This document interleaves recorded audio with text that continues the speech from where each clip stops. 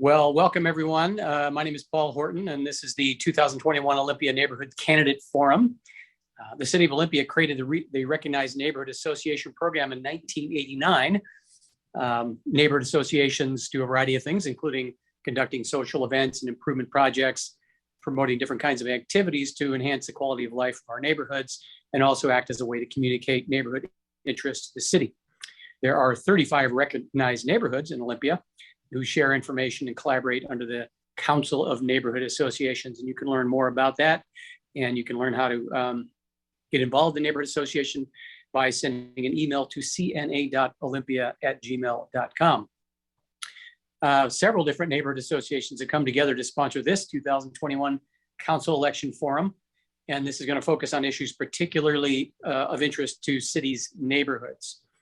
I want to give a special acknowledgement and thanks to the team of different forum organizing neighborhoods, and that includes Bigelow Highlands, Downtown Neighborhood Association, East Side Neighborhood Association, East Bay Drive Neighborhood Association, Nottingham Community Association, and the Southwest Olympia Neighborhood Association. Also, again, thanks to the Council of Neighborhood Associations, and special acknowledgement and appreciation to Thurston Community Media for providing the venue and their resources to make this virtual forum possible. All 10 of the Olympia City Council candidates for the 5 positions up for election this November have been invited to participate. Only one candidate, Spence Wygand, who sent his regrets, was not able to attend the forum due to a prior commitment. Talana Reed was not able to make it at the last minute. Aside from that, everybody has been able to participate.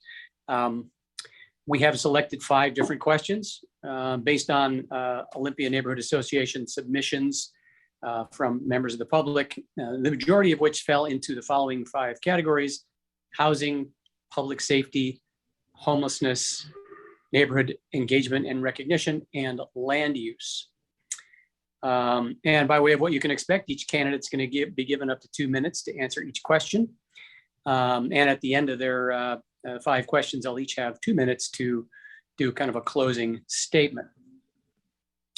I want to thank you, and I want to welcome the 2 candidates running for position number 6. That's Corey Gauney and Dontae Payne. Thank you again for participating in our neighborhood forum and for furthering our community's engagement in civic life.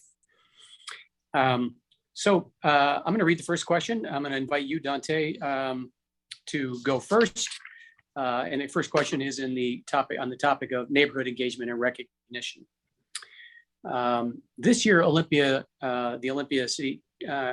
City of Olympia commissioned a community engagement and public opinion survey, and their consultants found that only 28% agree that neighborhoods are engaged in decision making, and only 16% feel confident the city listens to resident feedback. So the question is, given these low numbers, if elected to the city council, what would you do to improve on engaging neighborhoods and in instilling confidence that Olympia residents are being listened to? Hi, thank you, Paul. Good afternoon, everyone. My name is Dontae Payne, candidate for Olympia City Council position 6. And I am running for a few reasons. Some of the issues that have, just been very present in our community, I think are robust issues that has certainly made me want to step up and serve in this capacity. And those issues are the lack of affordable housing and addressing homelessness, doing our part to improve public safety in the city of Olympia, and also making sure that we have an economically resilient city, and also that we are doing our part to protect our environment. And so with that, I will answer the first question. So I think it's important that we engage with our neighborhoods. I think as a council member, I would just very simply make it a point to make sure that I'm giving adequate time to meet with individuals who are part of neighborhood associations or any sort of organized groups. I think it's important that we not only have designated neighborhood groups, but that we have people who are representing various neighborhoods present in our advisory boards and commissions, and I would encourage that as a council member. I think it's important to have that representation and that voice present at the table so that folks are able to feel like they are being heard, and hopefully that will sort of change the outlook on how people feel that they are involved in the city's business. Thank you very much. Sure. And the next, Corey Gauney, the same question to you. If elected to city council, what would you do to improve on engaging neighborhoods and instilling confidence that Olympia residents are being listened to? And I should have mentioned this before Dontae, Mr. Payne went on there. You do have 30 seconds prior to answering this question if you just want to, introduce yourself. So please feel free to do that. And then the question, what would you do to improve on engaging neighborhoods and instilling confidence that Olympia residents are being listened to? Well, thank you very much for the question. Thank you for the neighborhoods, this council, for having Dontae and I here to discuss these issues. My name's Corey Gauney. I'm running for Olympia City Council, seat number 6.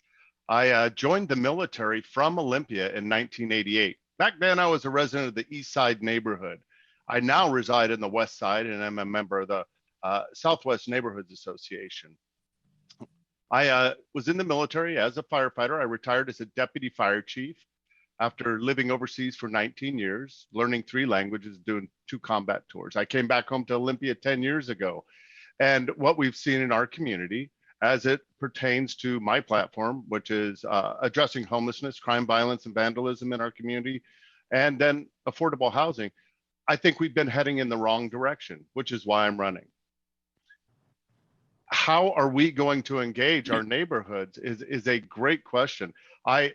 Being a member, showing up to meetings for SWANA when we have them, engaging with people like Nathan, who is the president of the East Side Neighborhoods Association, and talking to your neighbors, walking around, listening to the input of people.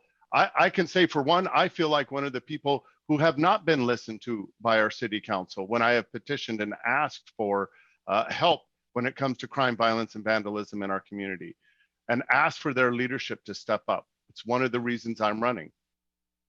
Again, I think the way we reach out is to identify those neighborhoods associations, build a rapport with the leadership in those neighborhoods associations, and listen to their concerns, give them feedback. I hear you, I acknowledge you, I understand what you're saying.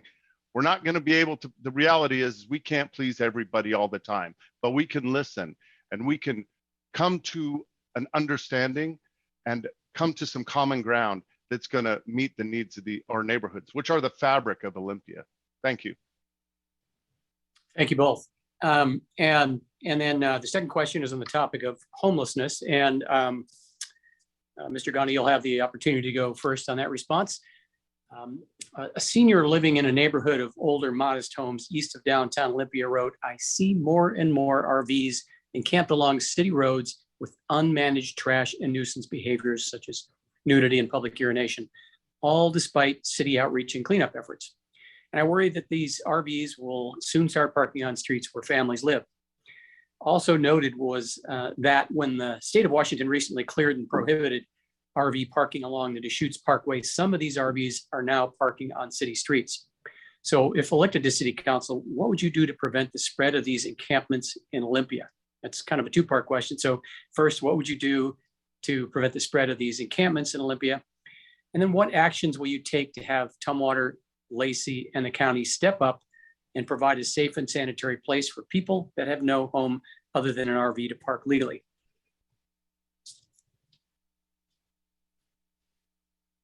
Thank you for the question. This continues to be a huge issue in our community, as everybody is aware. My wife works across town, has to drive through and by Ensign Road every day. We also see it starting to propagate and spread throughout our community. I believe that we are attracting people because of our lax policies and our lax enforcement on our community standards. We continue to enable the wrong behaviors in our community. This is a huge problem. I have no problem with welcoming people in and giving them a hand up to become productive members, to get stabilized housing, to get a stable job, to become a member of our community. But if you want to come to the city of Olympia and not abide by our social mores, our laws, our municipal codes, then maybe Olympia is not the place for you. So how do we address this? Lacey has provided an opportunity for people in mobile living, mobile units, mobile homes, motorhomes, whatever it be, that they can come and park, but they need to abide by certain rules. Some of those rules include seeing a social worker, applying for jobs, start moving in a productive manner forward. I think these approaches are much more productive and don't enable the wrong behaviors.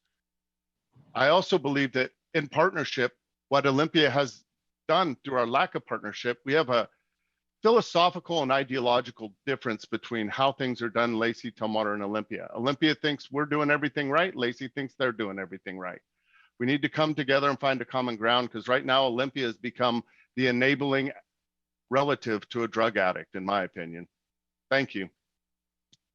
Thank you. And then Mr. Payne, the same questions. If elected to the city council, what would you do to prevent the spread of these encampments, these RV encampments in particular in this question, in Olympia? And then what actions will you take to have Tumwater, Lacey, and the county step up and provide a safe and sanitary place for people that have no home other than an RV to legally park?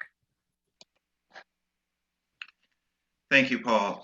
So for starters, I would say that I think it's important that we recognize that the city of Olympia is a leader when it comes to homelessness response for the county. It would be great to have our neighboring cities of Lacey and Tumwater join us in a robust regional response. What I would do, I think, is we need to make sure that we are advocating for more permanent supportive housing so that we can provide a safe alternative to house our houseless residents.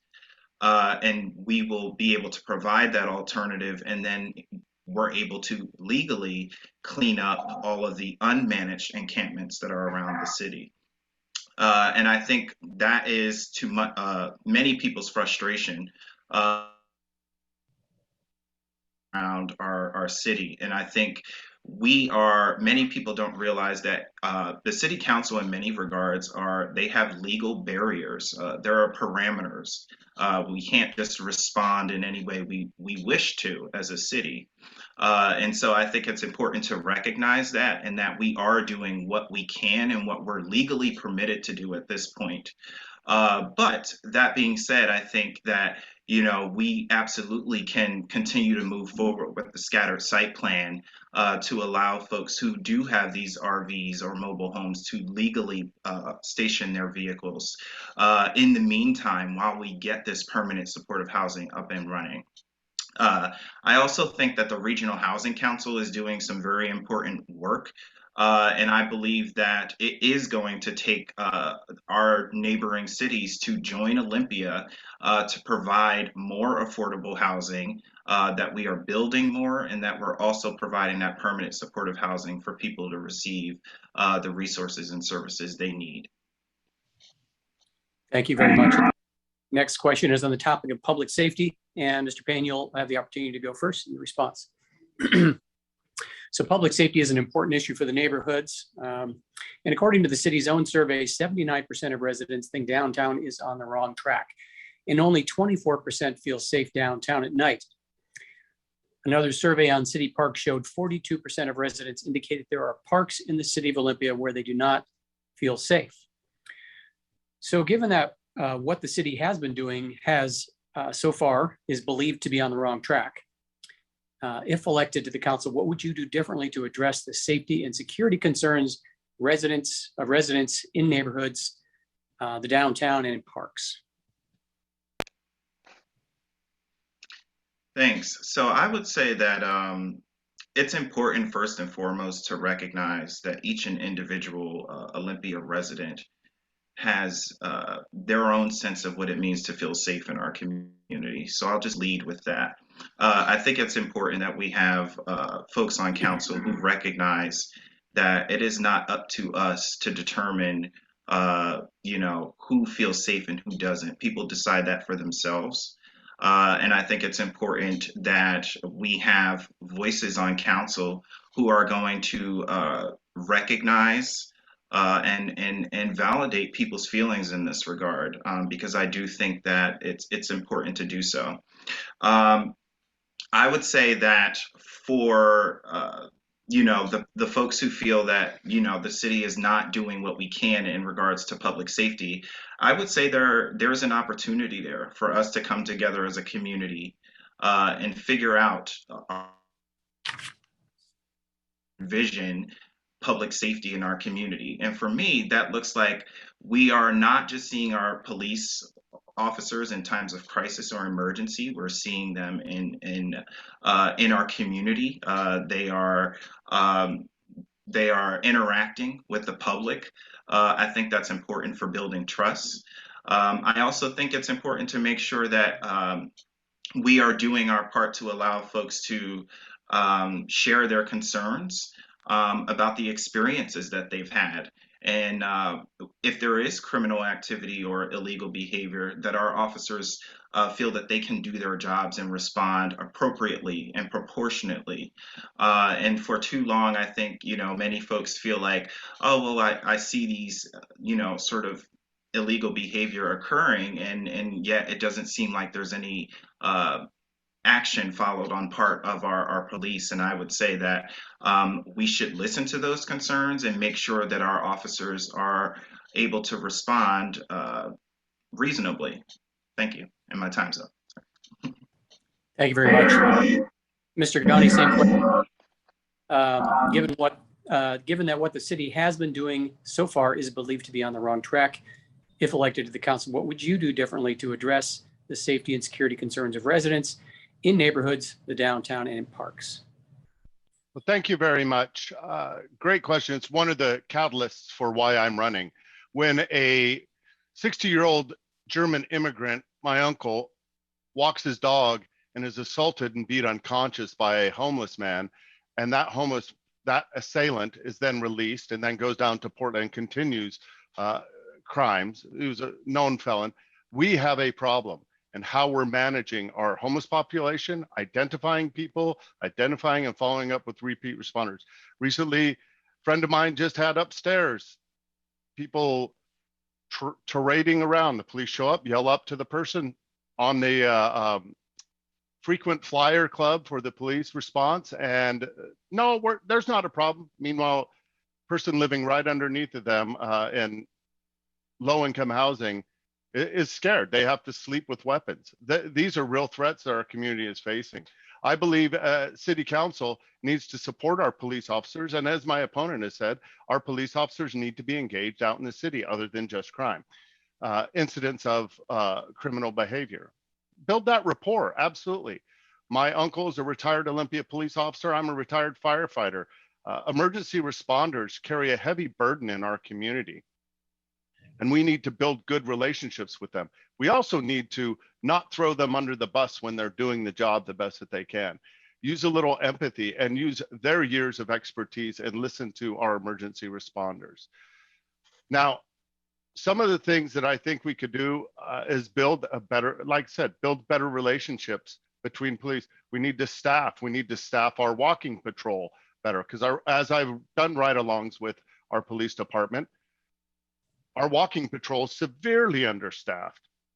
They don't get near the amount of time to respond because they're pulled off to do patrol duties. So I think these are things we seriously need to look at to provide more safety in our community. Thank you. Thank you very much. Our fourth question is on the topic of housing. And then again, Mr. Gauney, you'll have a chance to go first in this one. A neighborhood member stated, I have lived in the same house on the northeast side of Olympia for 30 years. Homes here are older, moderate in scale. All city council actions on housing are about helping developers build market rate apartment buildings. This does nothing to encourage home ownership, which is still a goal of most families. People like me are seeing huge property tax increases with no relief unless we sell our house and move out of Olympia. So this again is another two-part question. The first question is, what will you do to help current homeowners keep their homes? And what will you do to create a path for renters to build equity and provide some measure of economic security through ownership of their housing. And let me know if you need me to read these questions again. All right, that's a very complex question. Yes, I understand housing is a huge issue, not here, but all across the United States. But Olympia, we put ourselves in this situation a little bit. My family, when I joined the military, all live on the same road, and most of them still, if they haven't passed away, still live in the same house as they lived in '88, in the early '80s, all on the same street. I hope to maintain my housing here in Olympia. So I can understand and I empathize with the plight of taxes going up. We are in a shortage, a housing shortage. We've been hit by multiple different things. One being Seattle and Portland, so expensive, COVID, teleworking options. Olympia traditionally wasn't a bedroom community, but it can now be a great telecommute community. And that's what we're seeing as an impact. We're also seeing over the last 30 years, we've had some anti-growth policies where we haven't been able to keep up with supply. We haven't put enough housing on the market. That scarcity is driving up some prices. So we need to look at our major thoroughfares, and we now have to pay current day labor costs and current day material costs to meet those needs. That puts us in a very sticky situation.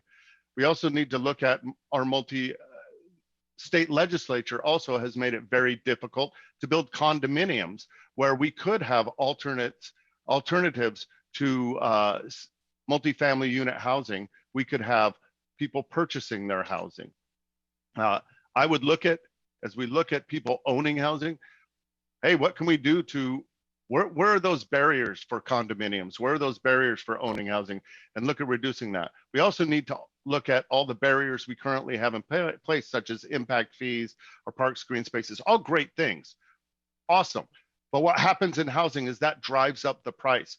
Every barrier for housing drives up price to the end consumer because people can't substitute away from housing. Thank you. Thank you. And then Dontae Payne, same questions.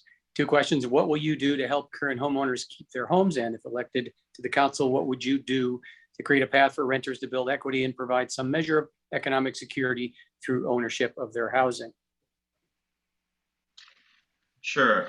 So I would say, for starters, it's important that we recognize that the county has conducted a housing needs assessment, and it says that our senior demographics in particular are at risk of falling into homelessness, and disproportionately so. And I think that it's important to recognize that we have many community members who are on a fixed income. And we need to take that into account when we assess property taxes. And I believe that that's something we should be continuing to review as a city, and creating opportunities or relief programs for people to receive it if needed, particularly for seniors who should be able to retire and not have to worry about the cost of their home continuing to go up and ultimately leading to displacing them. And so that's something that I have in the front of my mind, is something that I will be taking with me, that I believe we need to have approaches and relief programs that assist in that regard. And some of them exist already, particularly at the county level, but I think as a city, we can do more in that regard. I also recognize that that there is a lack of a supply of housing. We need to build more. We need to diversify our housing supply. And frankly, that is part of the reason I believe that we do have such astronomical cost of living in homes in our city. If we provide more housing, then ultimately we have a bigger pool of residents who are also able to contribute to our revenue pool. And hopefully that also means that we're providing some relief to folks as well. And we're also building more, which will ultimately drive down the demand that we see for some of this, ultimately causing those properties to increase in value. And so I think that if we are giving more options, and we need to do this now because there is an inevitable growth that is coming to our region, and we need to be prepared for it. And I think making sure that we set up workshops at the city level for people who are interested in owning their home, that they have those resources available to them, and that they can have someone help share the process on how they can become homeowners. And I think that'll be very important opportunity for people moving forward. Thank you. And our fifth and final question has to do with land use. And Mr. Payne, you'll have an opportunity to go first on this one. Actions by the city of Olympia have effectively eliminated single-family neighborhood zoning. What would you do to preserve the character of existing neighborhoods, such as protecting the tree canopy, views, low traffic volumes, and adequate on-street parking, while the city pursues a policy of high-density development? So I think that this goes back, comes full circle, really. I don't know if you intended that, but to the first question of engaging with our neighborhood associations and with those affiliated with them. I think it's important that we do that, so that we do make sure that we are striking that balance of maintaining neighborhood character for single family neighborhoods, but that we also are doing our part to increase density. And that we are doing our part not only in that regard, but we're doing our part in a holistic way. I think both can be done. I think we can make sure that we are increasing density and at the same time protect tree canopy, make sure that we are have reasonable traffic accommodations and things like that in place. I do understand that people have reservations about higher density. It doesn't have to be scary. I do think that as long as we continue to include you all in these conversations, then you will at least feel like you're being heard, by members of the council, and that we're also incorporating your feedback. And I think it's important for those on the other side as well to also have their opportunity to do the same. And hopefully that will bring a balanced approach to how we continue to develop in our city. I also think that we need to make sure that we look at existing properties that we already have, so that we don't necessarily need to the aesthetics of a particular neighborhood. And I do understand that that is concerning to many people as well. And I think that we have an opportunity there to make sure that we are developing in a way that folks feel comfortable and that they feel like they still recognize the community that they are a part of. And that's my time. Thank you.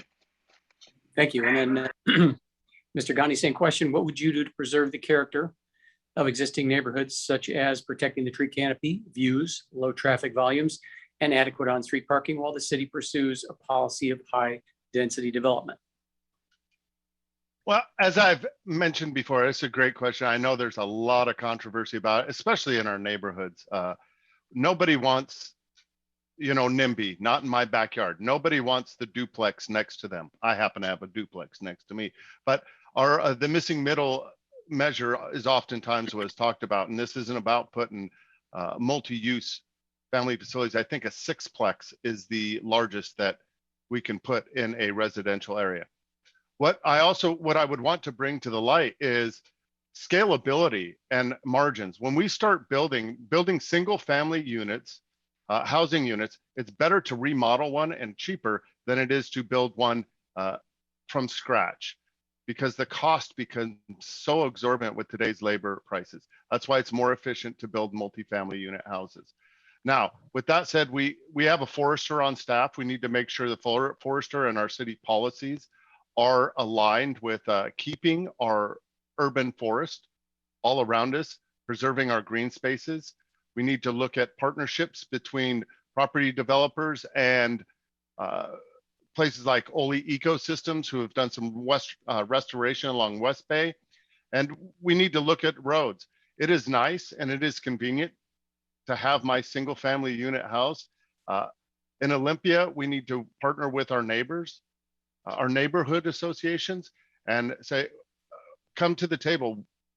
What is it we're going to do? Where would be acceptable for you? And I would presume that in most places, probably on the outskirts of our neighborhoods, I would also like to see in our neighborhoods something like, in all the neighborhoods, something like we have up on San Francisco Street, where you have a local cafe, a local store, things of that nature, so that people don't have to travel as far. It's a little greener and more environmentally conscious just to have something, and it builds community. So that was outside of the question, but that I would like to partner more with the communities and the neighborhoods to address these challenges. Thank you.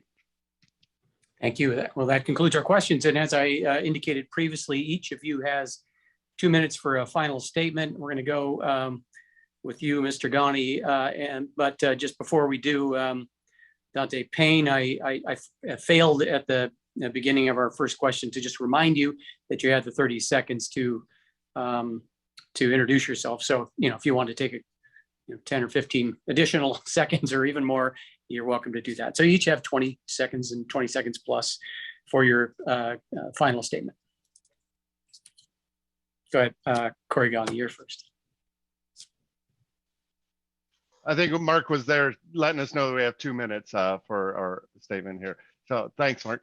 My name's Corey Gauney. I'm running for Olympia City Council. Again, I'd like to thank all the neighborhoods represented here for having me. I've told you a little bit about myself at the very beginning. The reason I'm running is because I think our city's policies are heading the wrong direction. While my opponent believes Olympia has been a leader in our homeless response, I disagree. I think that we're doing the wrong things. We're attracting the wrong type of behaviors, and we're enabling the wrong behaviors in these communities. We continue to give and give and give. I am not opposed to people coming to Olympia and looking for help. I have helped people out of their homeless situations myself, 2 separate individuals. And what we see a lot of times is people struggling with addiction and mental health challenges. The cause of those is not for me to determine, but I think until we address those real challenges, we're not going to be able to help them get out of their situation. It is better to teach them and help them to help themselves get out of the situation, as opposed to do it for folks. These are all people struggling. And I believe using empathy, compassion, tied with accountability is the path to addressing our challenges. Not enabling, not being complacent and apathetic about building programs, government programs that can serve people that are able to serve themselves. Let's have some faith in humanity in these folks. I believe we can do this as a community, and that's why I'm running for city council. Thank you. Have a wonderful day. Thank you. And Dr. Payne, your closing statement. So first of all, thank you to the Council of Neighborhood Associations for having us today. I did enjoy the questions. They are very important ones. I became a first-time homeowner here in the city of Olympia when I moved here. And I think it's important that your voices are heard. I see how important preserving the neighborhood is to my neighbors in my community here. I do live in a single-family home type of neighborhood, and I want you all to will take your concerns to the city council. And I do believe that it is important to recognize that while we certainly have many challenges, one of them being homelessness, which is a very visible problem in our community, I would like to make sure that we are approaching this humanely and that we are not scapegoating the homeless population for all of our city's problems. We need to be very mindful of that. We absolutely do need to do more in this regard to make sure that we're providing safe alternatives so that we can clean up unmanaged campsites. No one wants these campsites around our cities. It doesn't matter what your political affiliation is, and I think it's important to get back to the basics of that. And remember that we are, as a community, stronger, and we're obligated to respond, not only because we care about how our city looks, but because it's the right thing to do morally. And I think it's important to recognize that we have an opportunity here to continue to lead and to bring our neighboring cities along and help us respond to such a regional and frankly statewide crisis of homelessness. And so, with my time on council, I intend to continue to hear you all out, meet with you all, listen to your concerns, but also to remember that I share the same concerns. I am, that I am simply an Olympia resident who has these concerns, and that's why I stepped up. And I encourage you to reach out to my campaign if you want to learn more, if you have more questions about any of issues or any of my stances on any particular issues, feel free to reach out. You can visit my website at www.dontae, the number 4, Olympia.com. And thanks for having us today.